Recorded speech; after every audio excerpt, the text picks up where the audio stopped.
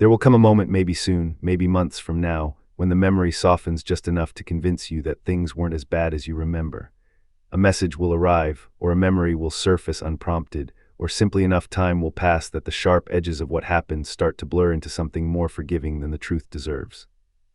In that moment you will feel the pull to go back, and this is exactly the moment that requires you to remember, in specific and unflinching detail, what actually happened while you were still inside it. This is not in any way a plea for bitterness. It is not a suggestion that you carry resentment forward into the rest of your life. It is a simple, necessary act of self-protection, refusing to let distance and time rewrite a story that was, in its actual living, painful in ways you should not have to relive twice. The avoidant did something specific to you over time in patterns that were not accidental, even if they were not always conscious. Remembering clearly is not cruelty toward them. It is loyalty to yourself. So before the pull to go back gets any stronger, before nostalgia does what nostalgia always does and quietly edits out the parts that hurt, it is worth naming exactly what happened plainly, without softening it for their comfort or yours. What they actually did. They made you feel like too much for wanting basic things. Not extraordinary things, not unreasonable demands, but the basic architecture of a functioning relationship. Consistency, communication, the simple experience of being prioritized by someone who claimed to care about you. When you asked for these things, the avoidant did not meet the request directly. They reframed it. Suddenly you were needy. Suddenly you were too intense. Suddenly the problem was not their absence, but your reaction to it. They gave you just enough to keep you hoping and never enough to let you settle. This is one of the cruelest mechanics of the pattern because it does not look like neglect from the outside. It looks like a relationship with normal ups and downs, normal periods of closeness followed by normal periods of distance. But underneath that surface was a deliberate, if not always conscious, rationing of affection, enough warmth to keep you invested, enough withdrawal to keep you destabilized, calibrated precisely to maintain your attachment without ever requiring their full presence in return. They let you carry the emotional labor of the entire relationship while benefiting from your effort without matching it. You were the one who noticed when something was wrong. You were the one who initiated the difficult conversations. You were the one who kept trying to understand, to be patient, to give the benefit of the doubt long after the doubt had accumulated into something undeniable. And through all of it, they remained largely a passenger in their own relationship, allowing you to do the work of holding it together while offering little more than occasional, inconsistent participation. They disappeared exactly when you needed them most and reappeared exactly when they needed something from you. This timing was rarely coincidental. It reflected a pattern where their presence tracked their own comfort rather than your needs, where they retreated the moment things required real emotional investment and returned the moment their own loneliness or boredom made your attention useful again. The specific moments you should not forget. Remember the time you needed them and they went quiet instead of showing up. Not once but repeatedly, in a pattern that you eventually learned to anticipate and brace yourself against, which is its own kind of damage, learning to expect absence from someone who was supposed to be a source of support. Remember how you learned to manage your own crises alone, quietly, because reaching out had taught you, again and again, that the reaching would not be met. Remember the conversations where you tried to explain how something they did affected you, and instead of hearing you, they made themselves the victim of your honesty. Suddenly you were attacking them. Suddenly your hurt became evidence of your own instability rather than a reasonable response to something they actually did. This reversal is one of the most disorienting parts of loving an avoidant because it teaches you to distrust your own perception of events, to wonder whether you are actually too sensitive, too demanding, too much, simply for noticing when you were treated poorly. Remember the apologies that were never really apologies, the ones that included a defense before the acknowledgement ever landed, the ones that made you feel like you owed them gratitude for even attempting to address what they had done. Remember how exhausting it became to bring up a problem, knowing the conversation would somehow end with you comforting them for the discomfort of being confronted, rather than them comforting you for whatever they had actually done. Remember the specific silence after you finally said you couldn't keep doing this, and how that silence confirmed everything you had suspected but hoped was not true, that they were never going to meet you, that the distance was not a phase but a structure, that waiting longer was never going to produce a different outcome than the one you were already living inside. Why nostalgia lies?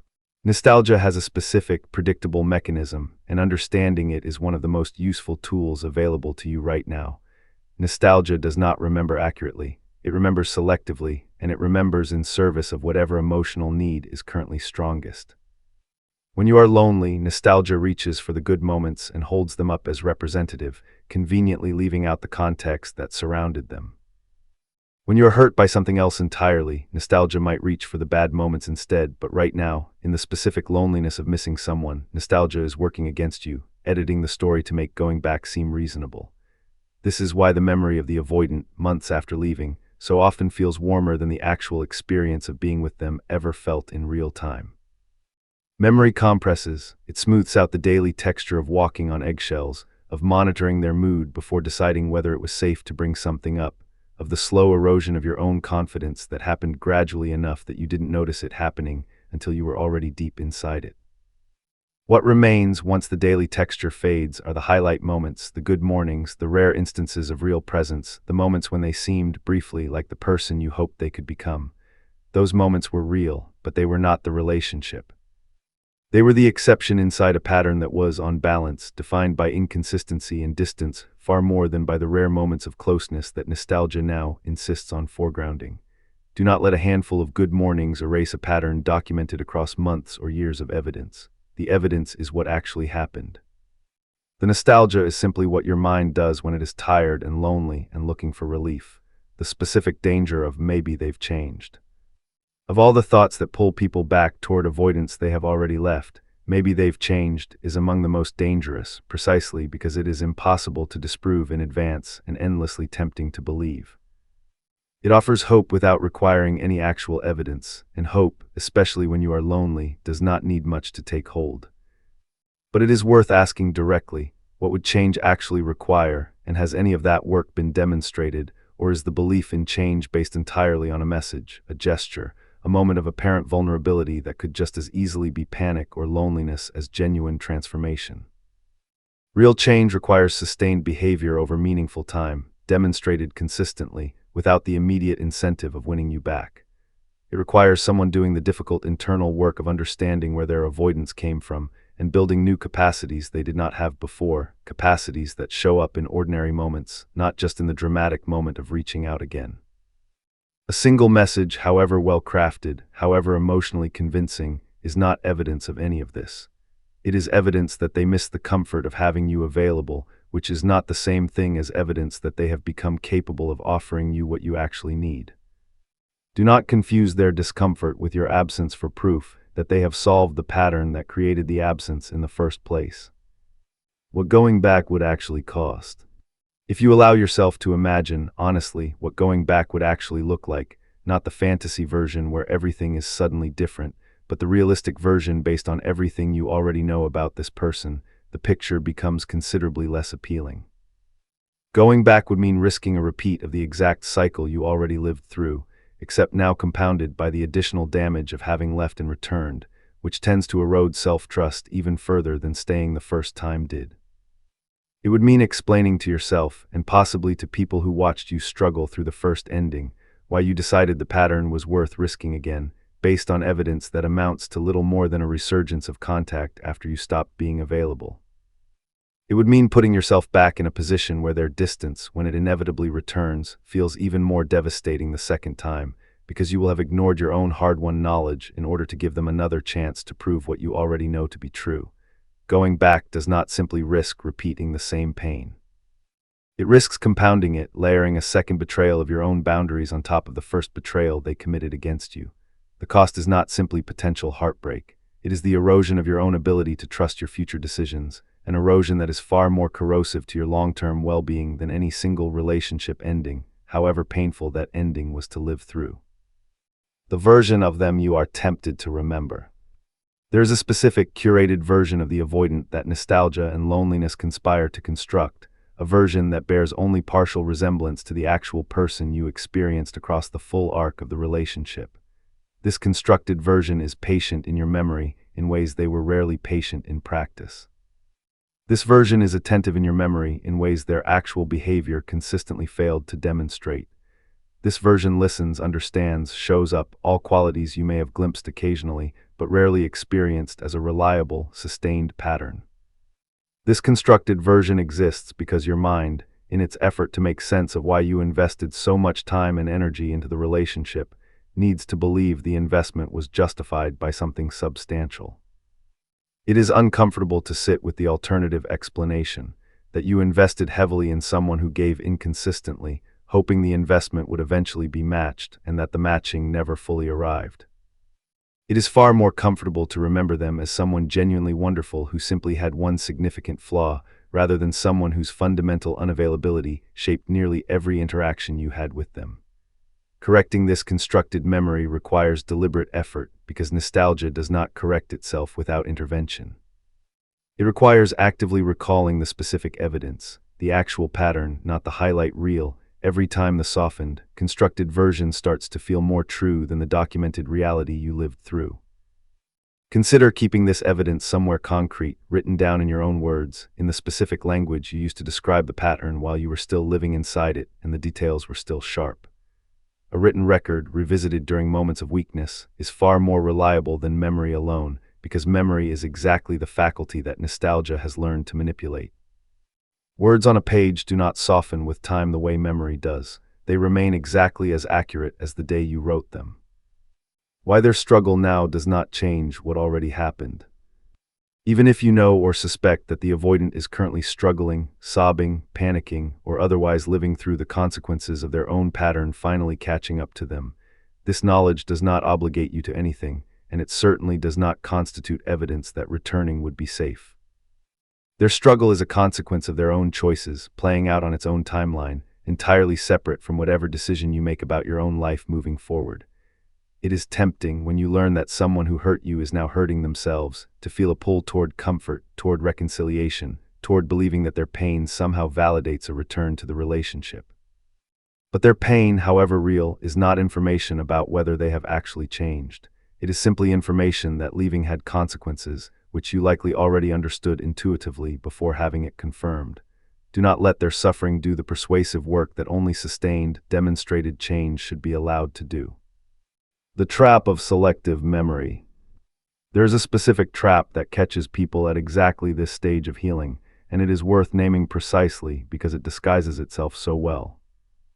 The trap works like this: you remember one good conversation, one moment of unexpected tenderness, one instance where the avoidant seemed briefly capable of exactly the presence you needed, and that single memory begins to expand in significance until it feels like it represents the true core of who they are, with all the difficult moments simply obscuring that core rather than constituting it.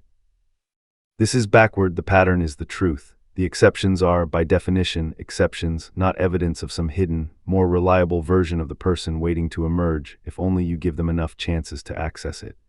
A person is most accurately described by what they do consistently, not by what they are occasionally capable of during their best moments. If you evaluated any pattern of behavior this way, judging someone by their rare best moments rather than their frequent typical ones, you would excuse almost any mistreatment, because almost everyone is capable of occasional decency. Resist this trap specifically by asking, whenever a good memory surfaces and starts to feel disproportionately significant, what percentage of your actual time together looked like that moment, and what percentage looked like the pattern you are trying not to forget. The math, if you are honest with yourself, will not favor the story nostalgia wants you to believe. Why you are not responsible for their growth. Somewhere in the pull to go back, there is often a quieter, less examined belief that if you had just stayed a little longer, been a little more patient, given a little more understanding, you might have been the one who finally helped them become capable of real intimacy. This belief is seductive because it offers you a role that feels meaningful, even heroic, the person whose love was powerful enough to heal someone else's deepest wound. But this belief is also a trap because it makes their growth your responsibility, and it implicitly blames you for their pattern not resolving while you were the one investing in it. Their capacity for intimacy, or lack of it, was never something you had the power to install through sufficient patience. People change through their own internal work, in their own time, often only after experiencing consequences significant enough to make the work unavoidable. You cannot love someone into becoming capable of receiving love. You can only offer honesty and consistency and hope they meet it, and if they do not, that outcome reflects their limitations, not the insufficiency of your effort. Releasing this belief is essential to staying away, because as long as you believe you might have been the missing ingredient in their potential transformation, the pull to go back and try again will remain strong. You were never the missing ingredient. Their own willingness to look honestly at their pattern was, and still is, the only ingredient that was ever missing, and it was never yours to provide on their behalf. The specific lies the avoidant told, even without meaning to. Consider honestly the specific things the avoidant communicated to you, directly or through their behavior, that turned out not to be true. They may have told you at some point that they simply needed space, as though space were a temporary, finite thing rather than a permanent structural feature of how they approached closeness. They may have told you they were working on themselves, without ever demonstrating concrete evidence of what that work actually involved. They may have told you implicitly through their return after periods of withdrawal that they wanted to be with you, while their behavior during the withdrawal itself told a different, more accurate story about how much they were actually willing to risk for that wanting. These were not necessarily deliberate lies in the sense of calculated deception. Many avoidants believe these things about themselves even as they fail to act on them, which makes the pattern more confusing to detect but no less damaging to live through. Regardless of intent, the gap between what they said and what they did was real, and it was consistent, and it is worth remembering specifically because that gap is exactly what would resurface if you returned, dressed up in new promises that would likely prove just as disconnected from sustained behavior as the old ones were. What it felt like from the inside, before you had language for it. Before you had the language of attachment styles, before you understood the specific mechanics of avoidance, you simply felt something was wrong, in a way you could not always articulate clearly, even to yourself. You felt a persistent, low-grade uncertainty about where you stood, an uncertainty that never fully resolved no matter how much reassurance you sought or how much time passed. You felt yourself becoming smaller, more careful, more attuned to their moods than to your own needs, without fully realizing the shift was happening until it had already reshaped how you moved through the relationship entirely. This feeling was real information, even before you had a framework to explain it. Your body and your instincts were registering something your conscious mind had not yet named, that the relationship was structured around their comfort rather than mutual investment, that your job had quietly become managing their capacity for closeness rather than experiencing genuine partnership. Remembering this feeling, the raw, pre-language version of it, is often more powerful than remembering any specific incident, because it captures the cumulative weight of the entire experience rather than any single moment that could be argued away as an isolated exception. The version of you that almost disappeared. Think honestly about who you were becoming the longer the relationship continued. Consider the parts of yourself you started editing before you even said anything, anticipating their reaction and adjusting in advance to avoid a withdrawal you had learned to fear. Consider the interests, the opinions, the needs you started minimizing, not because they stopped mattering to you, but because expressing them fully seemed to trigger a distance you were desperate to avoid. This is one of the most important things to remember when the pull to go back arrives, because it is easy to forget how much of yourself you were quietly setting aside in order to make the relationship functional. Going back would mean returning to that same negotiation, the same quiet editing, the same slow erosion of the fuller, more expressed version of yourself that has likely been recovering steadily since you left. Do not trade that recovery for another round of shrinking, however comfortable the familiarity of shrinking might feel compared to the unfamiliar work of taking up your full space again. Why time alone does not heal avoidance. There is a common misconception that time itself is enough to resolve someone's avoidant patterns, that simply getting older or experiencing enough loss or reaching some unspecified point of maturity will naturally produce the capacity for closeness that was previously missing. This misconception is dangerous specifically because it offers false hope to anyone waiting for an avoidant to become ready, as though readiness arrives passively, without active, deliberate work. Time alone changes very little about entrenched patterns. What changes patterns is a specific combination of painful consequence and deliberate, sustained effort to understand and rebuild the capacities that were missing. Simply waiting, whether that waiting happens during the relationship or after it, does not constitute this work. If the avoidant has not demonstrated concrete evidence of active, deliberate effort, therapy, honest self-examination, a track record of different behavior sustained over meaningful time, then time alone having passed since you left is not evidence that anything fundamental has shifted. It is simply evidence that time has passed. The specific question to ask before any contact. If you ever find yourself genuinely considering contact, ask yourself one specific, concrete question before doing anything else. What specific, demonstrated evidence do I have that this time would be different, beyond the fact that they have reached out or that enough time has passed to soften the memory? If the honest answer is that you have no such evidence, only a feeling, only hope, only the fact that you are lonely and they are familiar, then you already have your answer, even if it is not the answer you want. This question matters because it forces a distinction between hope and evidence, and hope, however powerful it feels, is not a reliable basis for a decision this significant. Evidence requires something concrete and observable, sustained behavior change witnessed over time, not promised but demonstrated, in situations where the demonstration was not simply an attempt to win you back. Absent that evidence, any decision to return is a decision based on hope alone, and hope alone was exactly what kept you invested in the relationship long after the pattern had already revealed itself clearly. What remembering correctly actually protects. Remembering clearly in specific and unflattering detail protects something important, your ability to trust your own judgment going forward. Every time you allow nostalgia to rewrite what actually happened, you teach yourself that your own lived experience is negotiable, that enough time and enough loneliness can convince you that mistreatment was actually something gentler, more excusable, more worth risking again. This erosion of self-trust is far more dangerous, in the long run, than any single decision to stay away from one specific person. It affects every future relationship, every future boundary, every future moment where you need to trust your own read of a situation rather than deferring to hope, nostalgia, or the desire to avoid the discomfort of being alone. Remembering accurately is not simply about protecting yourself from this one avoidant. It is about protecting your own capacity to know what you know and to act on it, even when acting on it is uncomfortable. The difference between missing them and wanting them back. It is worth separating two feelings that often get collapsed into one, missing someone and actually wanting them back in your life as they were. These are not the same experience, though loneliness often disguises them as identical. You can miss the comfort of familiarity, the specific rhythms you built together, the simple relief of not being alone, without that missing constituting evidence that returning to the relationship would actually serve you. Missing someone is often simply grief doing its ordinary work, processing the loss of something that occupied significant space in your life, regardless of whether that something was actually good for you.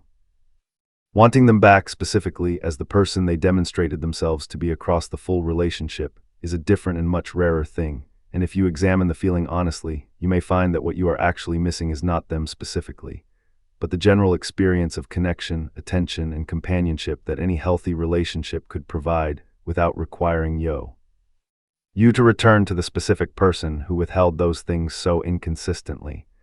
Learning to distinguish between these two failings is one of the most useful skills available to you during this period. When the pull to reach out arrives, ask honestly whether you are missing them specifically, as they actually were, or whether you are simply lonely and reaching for the most familiar available relief. The answer to that question changes everything about how seriously the pull should be taken. What you are allowed to want instead. You are allowed to want something entirely different from what the avoidant offered, without that wanting representing some unreasonable, impossible standard.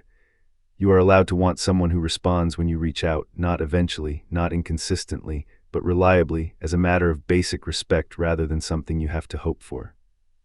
You are allowed to want someone who does not require you to manage their moods before deciding whether it is safe to bring up something that matters to you. You are allowed to want ease.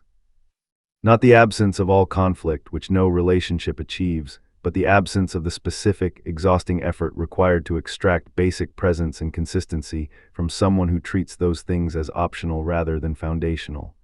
This is not asking for perfection. It is asking for the baseline that the avoidant consistently failed to provide, and wanting it is not evidence of unreasonable expectations. It is evidence that you finally understand what you deserve after spending significant time settling for considerably less. The people who will test your resolve.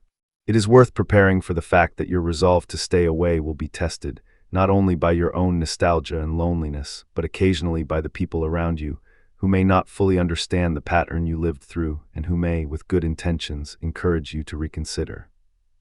Someone might mention that they saw the avoidant recently and that they seemed different, softer, more reflective. Someone might suggest that everyone deserves a second chance, that no relationship is perfect, that maybe you are holding on to a standard no one could ever meet. These comments, however well-meaning, are coming from people who did not live inside the daily texture of what you experienced. They did not feel the specific instability of never knowing which version of the person would show up on a given day. They did not carry the exhaustion of managing someone else's fear of closeness as an unspoken second job layered on top of an already demanding relationship. It is not their responsibility to fully understand what you lived through, but it is your responsibility to trust your own first-hand knowledge over their second-hand impressions, however sincerely offered. You do not owe anyone an explanation for why you are protecting your own boundary. You can listen to their perspective with patience, without allowing it to override the clearer, more complete picture you have from having actually lived inside the pattern they only glimpsed from the outside. What real change would actually look like if it ever came. It is worth being specific about what genuine change would actually look like, not to hold out hope for it, but so that if it ever does appear, you are equipped to recognize the difference between the real thing and its imitation. Real change would not arrive primarily through words, however well chosen. It would arrive through a demonstrated pattern of behavior sustained over significant time, in situations that had nothing to do with winning you back specifically, evidence gathered independently, from mutual friends or from your own observation over a long enough period that a temporary performance could not be maintained. Real change would include specific, detailed acknowledgement of what actually happened, not vague references to having not been in a good place, but concrete naming of the exact behaviors that caused harm, delivered without an accompanying defense or justification. Real change would not require you to do any convincing, any reassurance, any emotional labor to help the other person feel comfortable with their own accountability. It would simply be visible consistently, without your involvement being necessary to sustain it. If this kind of change ever appears, it would still not obligate you to return. You are allowed to observe real change in someone and still decide correctly that the relationship is not something you want back in your life, regardless of how much they may have grown since you left. Growth on their part is not a debt that must be repaid with your presence. It is simply information, and what you do with that information remains entirely your choice. The quiet confidence that comes from not going back. There is a specific kind of confidence that builds, slowly and almost imperceptibly, every time you choose not to go back when the pull arrives.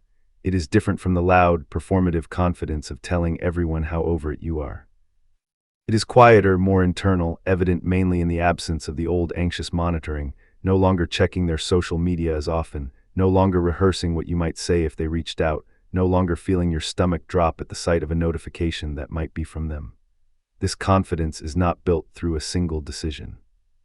It is built through repetition, through proving to yourself, again and again, in small moments that no one else witnesses, that you can tolerate the discomfort of missing someone without acting on that discomfort in ways that would undo the progress you have already made. Each time you tolerate that discomfort without giving into it, the discomfort itself becomes slightly less intense, slightly more manageable, until eventually it fades into something closer to an occasional, passing thought rather than a persistent, urgent pull. This is what staying away is actually building, beneath the surface, even on the days when it does not feel like progress is happening at all. Trust that the quiet, unglamorous repetition of choosing not to go back is doing exactly the work it needs to do, even when the results are not immediately visible to you. How to hold the memory without being consumed by it. Remembering what the avoidant did to you does not require carrying active anger indefinitely, and it does not require refusing to ever think of the relationship with any complexity or nuance. It simply requires an accurate accounting, kept somewhere accessible, ready to be consulted whenever nostalgia or loneliness starts to make the softened version feel more convincing than the documented truth. You can hold this memory the way you might hold any important lesson, not as an open wound you revisit constantly, but as a reference point you return to specifically when the pull to go back gets strong. This is not about staying angry. It is about staying accurate, refusing to let time do to your memory what it does to everyone's memory if left unchecked, smoothing away the parts that were actually unbearable until only the parts that were occasionally bearable remain. What staying away actually gives you. Every day you do not go back is a day you spend building a life that does not require you to manage someone else's fear of closeness. It is a day spent learning what it feels like to have your own needs matter without having to justify them extensively before they are taken seriously. It is a day spent recovering the parts of yourself that shrank slowly, almost imperceptibly, over the course of a relationship that asked you to accept less and less while explaining it away as reasonable. This accumulation matters more than any single dramatic moment of clarity. Healing rarely arrives as one clean decision that resolves everything permanently. It arrives as a series of smaller decisions, repeated consistently, each one reinforcing the last, until eventually the pull to go back weakens simply because you have spent enough time proving to yourself that life without them is not only survivable but genuinely better in ways the relationship never allowed you to experience. The person you are becoming by staying away. Every time you choose not to respond to a message that reopens the old dynamic, every time you resist the urge to check on how they are doing, every time you remind yourself accurately of what actually happened instead of what nostalgia wants you to believe happened, you are building a version of yourself that the relationship never allowed to fully exist. This version trusts her own judgment. This version does not need external validation to know what she experienced was real. This version understands that consistency and presence are not negotiable qualities to hope for eventually, but baseline requirements to expect from the beginning. This is who you are becoming slowly through the accumulated practice of remembering correctly and choosing, again and again, not to go back. It is not a dramatic transformation that happens overnight. It is a quiet, steady rebuilding, evident mostly in retrospect, when you look back months from now and realize that the pull that once felt unbearable has weakened considerably, replaced by a clarity that no longer requires constant defending. Closing. Don't go back. Not because anger requires it, not because you owe the avoidant punishment for what they did, but because you owe yourself accuracy about what actually happened, and accuracy is the only reliable defense against a memory that will otherwise soften itself into something dangerous. Remember the specific moments. Remember the pattern, not the exceptions. Remember what it cost you to stay as long as you did, and let that memory anchor you every time nostalgia tries to convince you the cost was smaller than it actually was. The avoidant did something real to you, over real time, in ways that were not accidental, and are not owed a second chance simply because distance has made the memory feel gentler than the experience actually was. You do not need to carry bitterness forward, but you do need to carry clarity, because clarity is what will keep you from repeating a pattern you already paid dearly to learn. Stay away, not out of spite, but out of genuine respect for everything the leaving already cost you, and everything staying away is now quietly, steadily giving back to you in return. Remember, on the days when it feels hardest, that the pull you are resisting is not evidence that leaving was the wrong decision. It is simply evidence that loneliness is uncomfortable, and that familiarity, even painful familiarity, can feel deceptively safer than the unfamiliar work of building something better. Do not mistake the discomfort of missing someone for a signal that returning would resolve it. Returning would not resolve the discomfort. It would simply trade this particular discomfort for a more familiar, more damaging one, dressed up temporarily as relief. You already did the hardest part. You already recognized the pattern, named it honestly, and made the decision to leave, even though every lonely night since has tried to convince you that decision was a mistake. Trust the version of yourself who made that decision with clear, unclouded eyes, over the version of yourself that grows uncertain in the quiet hours when missing someone feels, briefly, larger and heavier than the plain truth of what they actually did to you. Remember what the avoidant did to you, exactly as it happened, in all its specific, unglamorous, documented detail, and let that memory carry you steadily forward, away from a pattern you have already paid more than enough to finally understand.